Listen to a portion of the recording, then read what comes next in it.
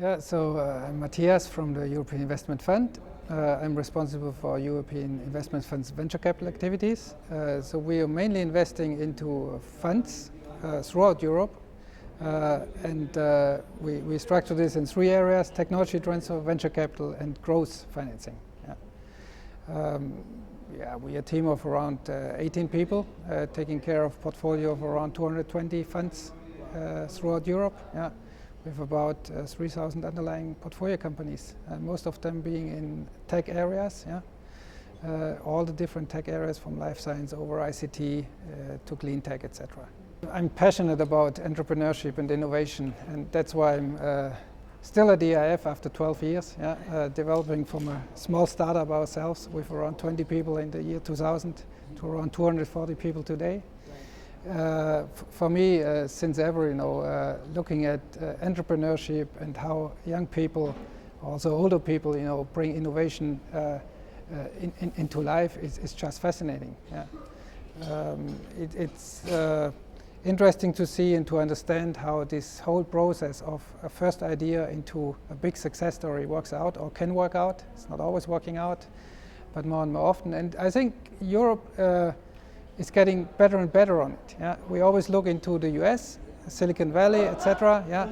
But I think today we're in a situation where Europe has, in many areas, a lot to offer, but still there's a need to some extent to align, to coordinate, to make sure that we are not duplicating things, that we just very shortly that we move the needle. That's very essential. I think looking at companies which are in the startup phase and then, after starting up are moving the one or the other direction, Europe is pretty well placed today. Yeah.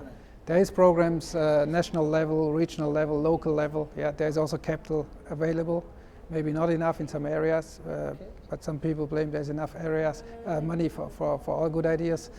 But what is still an area which most likely needs more development is basically the pre-startup phase, yeah, where people have an idea, but they are ready or not ready to jump. They need help, not only on the technical side or technological side, but more on all the aspects. What does it mean for me in my life? Yeah, why should I take this direction? Taking the risk, yeah, to basically jump out of an environment which is maybe looking more safely than into a somehow uncertain future. Yeah. And there, my role in the advisory board, I see it as contributing from our side to basically ensuring that what will be done here is interlinking as good as possible with existing programs, existing structures, existing infrastructure. Yeah?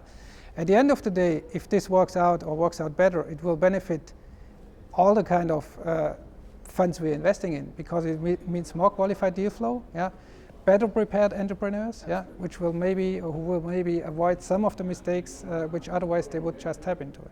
A statistician is new to me, but I did some statistics in my previous life.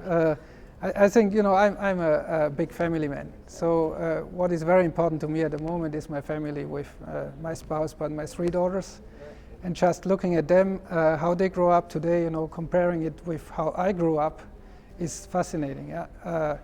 My oldest daughter is 11. She's spending probably 2 or 3 hours every evening on Skype helping other friends in her class to do their homework. Yeah, so just the technological capabilities today, it's amazing. And of course, she knows much better how my smartphone is functioning than I do. Yeah. But aside this, I think what really generally drives me in life is actually innovation. I build a house, and I got recently somebody coming saying this is the most innovative house I've seen. Yeah? Oh. Whereas most of the things I've done with young entrepreneurs, by the way, 1 or 2 companies went bust through the way, but that's how it is. Yeah?